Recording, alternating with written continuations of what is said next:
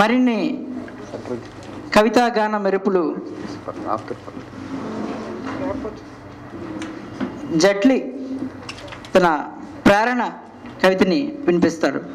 సంతోషకరమైన తెలుగు సంవత్సరాది శుభదినాన ఈ చల్లని సాయంత్రం వేళలో ఎందుకు కదా నేను జీవించున్నాను అనుకుంటున్నాను, గర్వపడుతున్నాను. Thank you very much.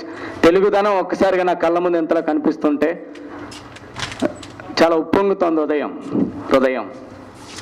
So నా పేరు జట్లి. ఎందరో మహానుభావులు, అందరికీ వందనం. చాలామంది ఉన్నారు మా గురువులు ఇక్కడ. సో కవిత పేరు ప్రేరణ. ప్రేరణ in the sense inspiration, motivation, స్ఫూర్తి, చైతన్యం. ఇవన్నీ సమాజంలో ఒక ముగ్గురు వ్యక్తుల్ని, నిత్యం మన కళ్ళ ముందు కనిపించే ఒక ముగ్గురు వ్యక్తుల్ని ఉదాహరణగా తీసుకొని నైరాశ్యంతో, నిశ్చలత్వంతో ఎవరైతే నిలబడిపోయి ఉండిపోయారో వాళ్ళని కదిలించేందుకు నా కలం నుంచి కదిలొచ్చిన చైతన్యపు అక్షరాలు ఈ ప్రేరణలో ఉన్నాయి. ప్రేరణ ఇది ప్రేరణ, ప్రేరణ ఇది ప్రేరణ. నువ్వెరుగని శక్తి ఏదో నీలోనే దాగుందని కనువిప్పును కలిగించే ప్రేరణ, బ్రతుకంటే కసిపెంచే ప్రేరణ. ప్రేరణ ఇది ప్రేరణ, ప్రేరణ ఇది ప్రేరణ. సమాజాన్ని చూడండి నేస్తాలు, కళ్ళ ముందు సత్యాలే పాఠాలు. కాళ్ళు లేనివాడు, నీలా నాలా కదల్లేనివాడు కాలంతో పోటీ పడి దేకురుతున్నారు, దేనికోసమో ముందుకు దూసుకుపోతున్నారు.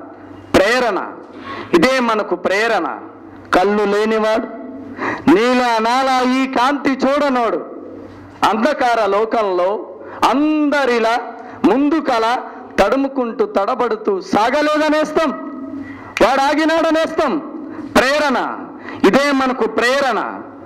అరే నోరు లేనివాడు, నీలా నాలా ఈ మాట రానివాడు, మౌన మార్గమే విడిచి చేతివేళ్ల సైగలతో భావం ప్రకటించను, భాషని జయించను.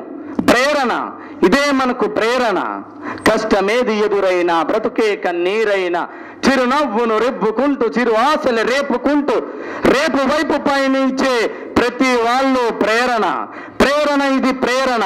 ఇకనైనా ఓనేస్తాం, ఓనేస్తాం. నీలో నిద్రించే చైతన్యాన్ని ఉసిగల్పు, నీ లక్ష్యం చేర్దిష్ట కృషల్పు. లేనేస్తాంలే, లేచిరా ప్రేరణకై. నిన్ను చూసి నవ్వుకునే మనుషుల కోసం, నీ స్థితికి దుఃఖించే మనసుల కోసం. లేనేస్తాంలే, లేచిరా ప్రేరణకై. లేచిరా నువ్వే కలిగించుగా ప్రేరణ. ప్రేరణ ఇది ప్రేరణ. నువ్వెరుగని శక్తి ఏదో నీలోనే దాగుందని కనువిప్పును కలిగించే ప్రేరణ, బ్రతుకంటే కసిపెంచే ప్రేరణ. Thank you very much one and all. Thank you అండి.